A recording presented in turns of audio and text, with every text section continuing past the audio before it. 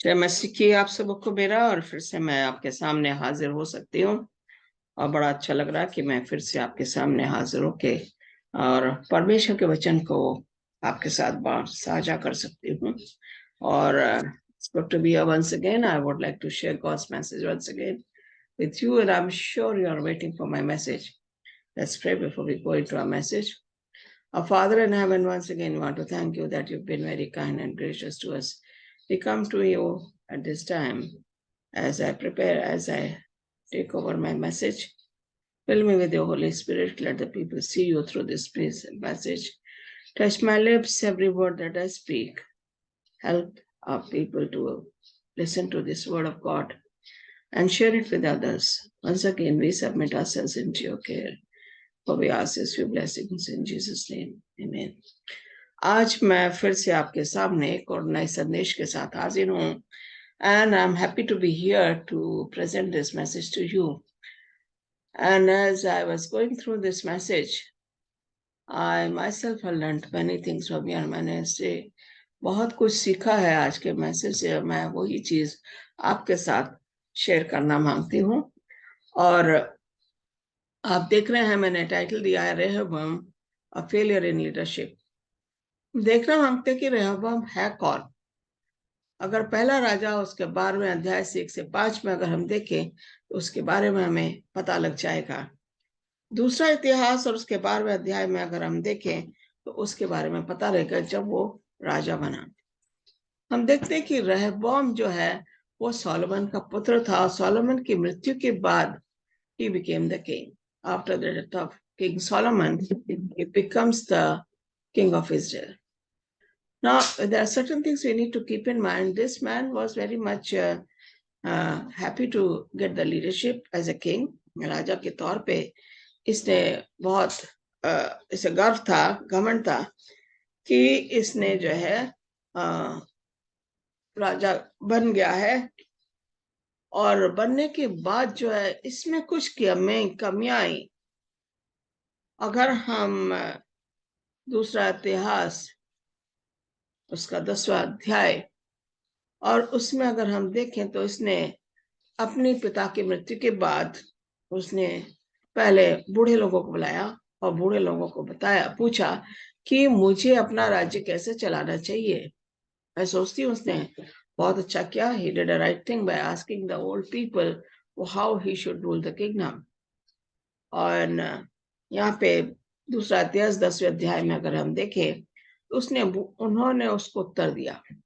The old people told him, यदि उस प्रजा के लोगों से अच्छा बर्ताव करे, if you deal with the people of God kindly in your kingdom and you keep them happy, और उनसे and talk to them in a gentle manner, they will be your servant, they will listen to you. वो हमेशा तेरे अधीन रहेंगे अगर तू अपनी प्रजा के लोगों को खुश रखेगा। इसने उनको बोला कि अच्छा 3 दिन के बाद मेरे पास आना, तब मैं आपको बताऊंगा। लेकिन उसे उनकी सलाह से तसल्ली नहीं हुई और इसलिए उसने जो है अब उसके जो दोस्त थे जवान, उन लोगों को बुलाया और उन लोगों को बुलाने के बाद उनसे भी उसने वही सवाल किया जो बूढ़े लोगों से करा कि मुझे अपना राज्य कैसे चलाना चाहिए। अगर हम देखें जवानों की सलाह तो उन्होंने कहा कि मेरे पिता ने तो तुम्हारा जुआ भारी कर दिया था, परंतु मैं उसे और भी कठिन कर दूंगा। जवानों की सलाह थी कि तू इन लोगों से कठिन तौर से पेश आना। और ये आगे कहता है कि मेरे पिता ने तो तुमको कोड़ों से ताड़ना दी, परंतु मैं बिच्छुओं से ताड़ना दूंगा। अब यहाँ पे हम देखते हैं कि सोलोमन का बेटा जो बहुत ही उसको अक्लमंद होना चाहिए था जैसे उसका पिता था, लेकिन उसने क्या कर दिया अजीजों, उसने जो है सलाह ली बुढ़ों से और बुढ़ों की सलाह नहीं मानी, जो कि सलाह उसके लिए अच्छी थी। उसने जवानों से सलाह मांगी और वो सलाह जो है उसके राज्य को डिवाइड कर देती है, 2 भागों में बढ़ जाता है इसराइल उसकी इस गलती से। हम यहाँ देखते हैं कि as a ruler, as a leadership, as a king, वो फेल हो गया। आप सोच रहे हो कैसे फेल हुआ। उसने कहा लोगों की सलाह नहीं मानी उसने। दूसरा है, जब उसने बूढ़े लोगों की सलाह नहीं मांगी, जिन्होंने कि उसे सही रास्ता दिखाया, उसने जो है उनको नहीं माना। हम देखते हैं कि जब हम गलत रास्ते पे जाते हैं, फिलिपियों उसका 2 अध्याय और उसकी मैं 2 आयत में पढ़ता मांगती हूँ, यहाँ पे इस तरीके से लिखा हुआ है, तो मेरा ये आनंद पूरा करो कि एक मन रहो और एक ही प्रेम, एक ही चित्त और एक ही मनसा रखो। ओके, जैसे यीशु मसीह का स्वभाव था, वैसा ही तुम्हारा भी स्वभाव होना चाहिए। एक मन, he was not with God. He was getting away from God because the young generation with whom he was dealing, the friends that he had, he forsook the Lord. उन्होंने उसको जो है जो सलाह दी, उसने बुढ़ों की सलाह न मान के अपने आप को परमेश्वर से अलग कर लिया। और हम देखते हैं कि उसने कई गलतियां करी। उसका शुरू में राज्य बहुत दृढ़ था। He made his nation very strong. Then ups and downs in his life, he repents. Again, he is making, God hears him. Again, the nation is becoming strong. Again, goes away from God. ये अपना जो इसने जो था, गलतियां जो है ये करता चला गया। Now Rehoboam's position as king was established and he had become strong. He and all Israel with him abandoned the law of the Lord. परमेश्वर की व्यवस्था को इन्होंने त्याग दिया जब इनका राज्य स्थिर हो गया, जो कि इन्हें ऐसा नहीं करना चाहिए था। परमेश्वर के राज्य को जो उसने दिया, उसे मिला था, उसे जो है उसको प्रजा को खुश रखना था, लेकिन इसने प्रजा को खुश नहीं रखा। इनफैक्ट इसने परमेश्वर के राज्य को भी त्याग दिया, व्यवस्था को त्याग दिया। जब हम परमेश्वर की व्यवस्था को त्यागते हैं तो हमारे ऊपर परेशानियां आती हैं। Because they had been unfaithful to the Lord, Shishak, king of Egypt, attacked Jerusalem in the 5th year of King Rehoboam. 5 साल भी नहीं गुजरे और शाइशक जो है उसने जो है रहोबोम पे चढ़ाई कर दी। और क्योंकि उसने परमेश्वर से अपने आप को अलग कर लिया, और शेशक को मौका मिलता है, जो मिस्र का राजा होता है, वो 1200 रथ और 60,000 सवार लिए यरूशलेम में उसने चढ़ाई की। और जो लोग उसके संग मिस्र से आए वो लूबी, सुकरियो, कुशी और अनगिनत थे। यहाँ पे हम देख रहे हैं कि शेशक जो आया, उसने जो मंदिर में जो उसने शील्ड बनाई थी, वो शील्ड जो है वो वहां से लेके चला जाता है। हम देखते हैं ये जो रहबाम है, he is known to be a proud king. उसने लोगों को परमेश्वर से दूर कर दिया, लोगों की उसने देखभाल नहीं करी। हम देखते हैं कि Yeshu Masih is the king forever. अगर हम दोनों को कंपेयर करें, वो प्राउड घमंडी राजा था जिसने लोगों की परवाह नहीं की। यीशु मसीह हमेशा का राजा है, सदा का राजा है, और वो हमारी सेवा और हमें रास्ता दिखाता है। उसने हमें अपना खून दिया हमारी जान बचाने के लिए, हमें पापों से छुटकारा देने के लिए। इसने जो है लोगों का जुआ और हैवी कर दिया, उनके काम और ज्यादा उन्हें सताना शुरू कर दिया। यीशु मसीह कहते हैं कि बोझ से दबे हुए लोग मेरे पास आओ और मैं तुम्हें रेस्ट दूंगा। ये लोगों से बहुत हार्शली बोलता था, बहुत rudely बोलता। He was very rude with the people when he used to talk to them.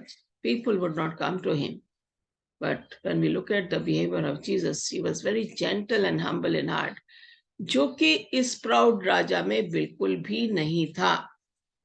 हम देखते हैं कि हम जब परमेश्वर से दूर हो जाते हैं, ओके, जब हम बुजुर्गों से या जो एक्सपीरियंस लोग हैं, जो अनुभवी लोग हैं, उनकी सलाह अगर हम नहीं मानते हैं, जो लोग परमेश्वर के साथ चलते हैं, हम उनकी सलाह नहीं मांगते हैं, तो हमारे साथ क्या होता है?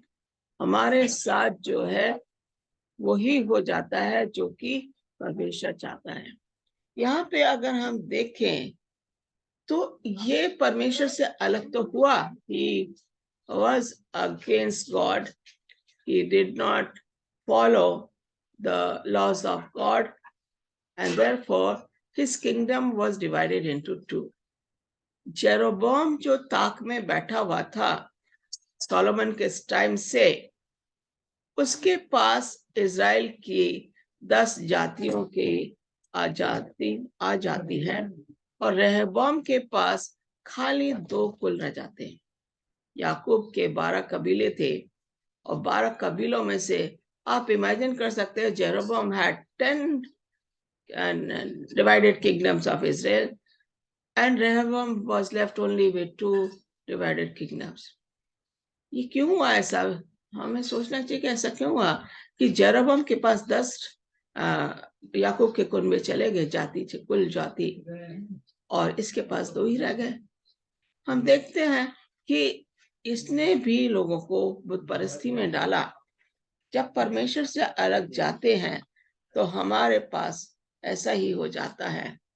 In the 5th year of King Rehoboam, Shishak attacked King Jerusalem. He carried off the treasures of the temple and treasures of the royal palace. He took everything, including all the gold sheets Solomon had made. राजा सुलेमान ने, उसने जब अपने घर से निकलता था तो उसने दोनों साइड में जो है शील्ड, मतलब सोने की उसने शील्ड बना रखी थी, और वो दोनों साइड में जो है वो राजा के लोग खड़े होते थे जब वो मंदिर में जाता था। वो गोल्ड सील जो थी वो उसने बनवाई, और राजा उनके बीच में से निकल के जाता था। दोनों तरफ जो है बीच में से राजा निकलता था, और इधर साइड में जो है राजा के लोग वो शील्ड के साथ खड़े होते थे। लोहे की गोल्ड की सीढ़ी, सोना आप इमेजिन कर सकते हो कितना महंगा है। एक एक शील्ड की अगर हम कीमत देखें तो कम से कम $21,000 की आज के जमाने में उसकी कीमत है। Each gold shield weight 300 pound, 300 pounds, okay, अगर लगा लो तो कम से कम 150 पौने 200 किलो की वो शील्ड थी एक। और उसने ये कितनी लगा थी नहीं कि उसने पूरा अपने पैलेस से और राजा के और मंदिर तक, सुलेमान का जो मंदिर था वहां तक ये लगी हुई थी। रहबोम ने जब देखा कि शाइशक जो मिस्र का राजा है वो सारे के सारे शील्ड निकाल के ले गया, और मंदिर, राजा के महल से और मंदिर तक वो सारा खाली दिखने लगा। और रहबोम ने लोगों को ये छुपा के रखा, लोगों से छुपा के रखा, और उसने जो है पीतल की जो है शील्ड वो बनाई। और आप और हम जानते हैं पीतल को चमकाना पड़ता है, जब तक वो चमकती है और उसमें धूल मिट्टी आ जाती फिर उसे चमकाना पड़ता है। लोहे के सोने के साथ ऐसा नहीं था। वो लोगों को उसने धोखा दिया। उसने जो है वो शील्ड क्या करता था, वो शील्ड जो है उसने, जब वो मंदिर में जाता था तो वो लोग पीतल की शील्ड लेके खड़े हो जाते थे, और उसके राज्य के लोगों ने समझा कि ये वही सोने वाली शील्ड है। और फिर जब वो मंदिर से आता था वो शील्ड उठा के वापस रखी जाती थी। यहाँ पे लिखा हुआ, तब राजा रहबोम ने उनके बदले पीतल की ढालें बनवाई। ओके, सोने की ढालें तो शेशाक लेके चला गया, और उसने पीतल की ढालें बनवाई और उन्हें पहरुओं के प्रधानों के हाथ सौंप दिया जो राजभवन के द्वार की ओर रखवाली करते थे। जब जब राजा यहोवा के भवन में जाता तब वे पहरुए आके उन्हें उठा ले चलते और फिर पहरुओं की कोठरी में लौटा के रख देते थे। वो उसी टाइम जब राजा जा रहा मंदिर में, वो आ जाएंगे, खड़े हो जाएंगे वो ढालों के साथ पीतल की, और जब वो मंदिर से घर जाएगा तो वो सारे के सारी ढाले हैं वो एक जगह उनके भवन में रख दिया जाता था। हम देख रहे हैं कि लोगों को धोखा देना कितना सही है, जो कि रहबोम ने किया। Okay, Through Rehoboam's weakness, Sheshak stole the golden shields. उसको इसकी कमजोरी पता लग गई थी रेहबाम की। उसे पता चल गया था कि ये राज्य जो है ये डिवाइड हो गया है, और जो यहूदा का राज्य है जो कि रेहबाम के पास है उसमें सिर्फ दो इक्वल हैं। और उसे ये भी पता लग गया था कि अब जो है ये उसे जीत नहीं सकता, और वो सब बहुत बड़ा अपनी आर्मी लेकर आता है। Through a weakness Shishak steals a gold faith and service.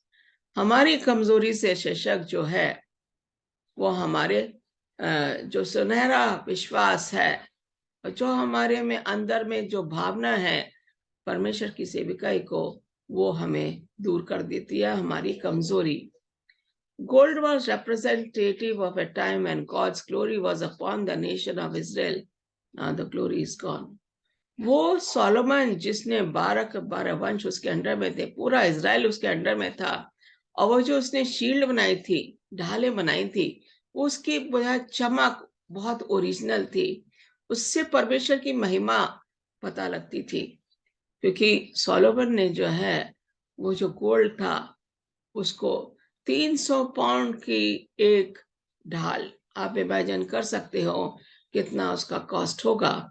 और यहाँ पे जो है शशाक ने आके वो ढालें ले ली। परमेश्वर की महिमा इस यहूदा के खानदान से चली जाती हैं जिनका राजा रेहबाम था। Rehoboam traded the gold for inferior bronze. उसे लोगों को ये दिखाना था कि उसके पास अभी भी सोने की ढालें हैं, इसलिए उसने पीतल की ढालें बना के जब वो मंदिर जाता था तो वहां पे उसने रखा। God service deserves the best. परमेश्वर की जो सेवा है वो हमें सबसे बेहतर देनी है। But often we substitute second rate from. लेकिन हम परमेश्वर को वो सेवा नहीं देते हैं, पीतल के सामान की सेवा हम परमेश्वर को देते हैं, लोअर ग्रेड की सेवा हम परमेश्वर को दे रहे हैं, और लोगों को ये दिखाना मांगते हैं कि हम सच्चे मन से परमेश्वर की सेवा कर रहे हैं, जो कि हम लोगों को धोखा दे रहे हैं, और परमेश्वर को भी हम धोखा दे रहे हैं। यहाँ पे अगर देखा जाए, we need to examine our hearts to see that we are often guilty of giving God brass instead of silver. हमें अपने अंदर दिलों में झांक के देखना है कि क्या हम गिल्टी हैं, परमेश्वर को हम ब्रास या सिल्वर, सोने की जगह दे रहे हैं। When we operate in human effort instead of divine power, that is pride. जब हम अपनी समझ से काम लेते हैं, परमेश्वर की समझ को एक ताक में रख देते हैं, वो हमारा घमंड है। We are often guilty of acting and living like we do not need God or His help. हम कभी कभी ऐसा बिहेवियर दिखाते हैं, we don't need God, हमें परमेश्वर की जरूरत नहीं है, हमें परमेश्वर की जरूरत ही नहीं है। आज मेरे से एक फैमिली मेरे पास थी, और उनको मैं उनको तसल्ली दे रही थी। उनके जो युवक थे वो बड़े परेशान थे। वो कह रहा है मेरा कुछ नहीं है, मैं किसी के ऊपर, परमेश्वर भी कुछ नहीं कर सकता। अजीजों, जब हम देखते हैं कि हम ये सोचते हैं कि परमेश्वर कुछ नहीं कर सकता, हमने अपने आप को परमेश्वर से कट ऑफ कर लिया है। हमने परमेश्वर की जो महिमा है, परमेश्वर की जो ताकत है, परमेश्वर की जो हमारे जिंदगी में अजूबे काम करता है, हम उसको जो है समझना नहीं मांगते हैं, आप अपनी समझ में लग जाते हैं। And God says don't lean on your understanding. अपनी समझ पे हमें ध्यान नहीं देना है, परमेश्वर से हमें सलाह लेनी है। When we live carnal lives instead of committed lives, when we run with the world, talk, walk, dress and act like the world, जब हम परमेश्वर से दूर हो जाते हैं, दुनियावी बातों पे चले जाते हैं, जैसे दुनिया के लोग बात कर रहे हैं, जैसे दुनिया लोग चल रहे हैं, जैसे दुनिया के लोग ड्रेस पहन रखे हैं, उनका पहनावा, उनका चाल चलन, उनका बिहेवियर अगर हमने अपने अंदर अडॉप्ट कर लिया, if we follow the world, we are going away from God, and then we think we don't need God. हमारी जो कमिटेड लाइफ्स है, जो कि हमारा समर्पण परमेश्वर को होना चाहिए, लेकिन वो समर्पण हमें दुनिया की ओर ले जाता है और फिर हम परमेश्वर से दूर हो जाते हैं। When we live in compromise instead of total commitment, when we do less than our best for God, we are guilty of giving a brass instead of God. हम लोग जो है समझौता बड़ी जल्दी कर लेते हैं दुनिया के साथ। हमें दुनिया के साथ समझौता नहीं करना अजीजों। अगर हम दुनिया के साथ समझौता करेंगे तो हम दुनिया की तरफ जाएंगे। फिर हम परमेश्वर को ब्रास ही देंगे, पीतल ही देंगे, ना कि सोना। हम परमेश्वर को अपनी सेवा नहीं दे पाएंगे। हम दुनिया को अपनी सेवा देंगे और परमेश्वर को जो हम क्या करेंगे, सोना नहीं देना मांगते परमेश्वर को। परमेश्वर को सोने की जरूरत ही नहीं, वो हमारे मन में आ जाता है और हमारी जो समर्पण की भावना है ईश्वर की जगह होने की जगह वो दुनिया की ओर चली जाती है। When we are satisfied with the substitute instead of genuine, when we accept the substitute this world offers in place of God's presence and power in the church. हम लोग जो है जैसे कि रहबोम ने वो गोल्ड की जो ढाले थी वो तो शशाक ले गया, मंदिर में जितना गोल्ड था वो सब ले गया, लेकिन उसने उसके सोने की जगह पीतल की दिखाई लोगों को। तो ये उसने समझौता कर लिया पीतल की ढाले बना के, और उसने जो है गोल्ड की जगह उसने ब्रास पीतल को अपनाया। परमेश्वर के जो परछाई थी उससे वो दूर गया। जो पावर उसको मिलती थी परमेश्वर के भवन में जाके, शक्ति मिलती थी जब वो प्रार्थना में जाता था, वो रिपेंट भी करा उसने, लेकिन फिर परमेश्वर से दूर हो गया। फिर उसने पछतावा किया, फिर परमेश्वर दूर हो गया। जब वो परमेश्वर से दूर हुआ है तब तक वो परमेश्वर के रास्ते से अलग भटक जाता है। When we offer up excuses instead of humble obedience, you are offering God brass in place of gold. जब हम परमेश्वर के सामने बहाने बनाते हैं बजाय उसके आज्ञा का पालन करने की जगह, तो हम परमेश्वर को गोल्ड सोने की जगह पीतल की ढाल दे रहे हैं। हम परमेश्वर को ये दिखा रहे हैं, हम लोगों को ये दिखा रहे हैं कि हम परमेश्वर के बच्चे हैं, लेकिन हम परमेश्वर को क्या दे रहे हैं? गोल्ड की जगह हम ब्रास दे रहे हैं, सोने की जगह हम पीतल दे रहे हैं, जिसकी वैल्यू गोल्ड के सामने बहुत कम है। Does God really have your best? क्या परमेश्वर के को आप अपना सबसे बेस्ट देना मांगते हैं? Does he have real gold of your true devotion or the fool's gold of your instead of devotion? क्या परमेश्वर के पास जेन्युइन डिवोशन आप दे रहे हैं, सच्ची आराधना कर रहे हैं, सच्ची स्तुति कर रहे हैं, या दिखावटी के लिए लोगों को बेवकूफ बनाने के लिए हम गोल्ड की जगह हम ब्रास से उसको रिप्लेस कर रहे हैं? परमेश्वर हमारे मनों को बड़ी अच्छी तरह जानता है। Keeping our focus on the Lord, अगर हमारा फोकस परमेश्वर पे है, keeps us from repeating past failures. हम अपने पिछले उसमें भूतकाल में जितनी भी हमसे गलतियां हुई हैं, हम परमेश्वर के ऊपर अगर हमारा फोकस है तो हम वो जो हमारी फेलियर्स हैं हम उनको क्या करेंगे, दोहराएंगे नहीं। Keeping a focus on the Lord keeps us from repeating past failures. जब हम परमेश्वर के नजदीक रहते हैं तो जो गलतियां हमने अपनी की हैं पिछले उसमें, तो हम गलतियां नहीं कर पाएंगे, क्योंकि हमारा फोकस सिर्फ खुदा है।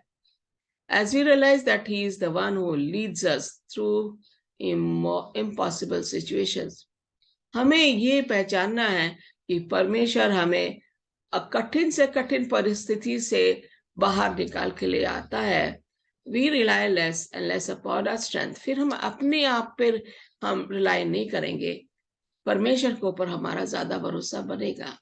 जो हम परमेश्वर को देना मांग रहे हैं अपना सबसे बेस्ट, वो हम तभी दे सकते हैं जब हमारा फोकस परमेश्वर हो, ना कि हम दुनिया की ओर अपने मन को ले जाएं या अपने आप को सोने की सर्विस की जगह हम पीतल की सर्विस दें। हम समझौता दुनिया से करें और परमेश्वर से अपने आप को दूर कर दें। अजीजों, आप क्या करना मांगते हैं? Do you want to give best to your God और you want to stay in the world? I want to give best to the world, to the God, because God has brought me till this level where my focus is on God. Even though I make mistakes, God is going to take away all those mistakes because my focus is God. मेरा focus परमेश्वर है। अगर मैं गलती भी करूं, परमेश्वर मेरी गलतियों को माफ करेगा, क्योंकि मेरा फोकस जो है परमेश्वर है। मैं परमेश्वर के साथ चल रही हूँ, परमेश्वर को अपना बेस्ट दे रही हूँ, परमेश्वर को गोल्ड दे रही हूँ, परमेश्वर की उपस्थिति में मैं रहना मांगती हूँ, ताकि मैं सिल्वर की सोने की जगह मैं पीतल में ना आ जाऊं। आप भी क्या ऐसा ही करना मांगते हैं? आइए प्रार्थना करेंगे। प्यारे खुदाम, शुक्रगुजार करते हैं इस अच्छे मैसेज के लिए जो कि तूने मुझे दिया। पवित्र आत्मा के द्वारा तूने मेरी सहायता करी, और ये लोग जब इसको सुने और सब्सक्राइब करें तो ज्यादा से ज्यादा लोग इसको सब्सक्राइब करने वाले बने, इसको दूसरे लोगों में पहुंचाएं, ताकि तेरा प्रचार हर कोने में हो इस एरिया में, जितने की हिंदी जानते हैं और इंग्लिश जानते हैं। मैं चाहती हूँ कि ज्यादा से ज्यादा लोग इसको सुने, और परमेश्वर तेरी इच्छा पूरी हो, मेरी इच्छा नहीं। मैं ये चाहती हूँ कि तेरी इच्छा के द्वारा ये संदेश लोगों तक पहुंचे। यही मेरी प्रार्थना है, सुनो ग्रहण कर। आमीन। God bless you.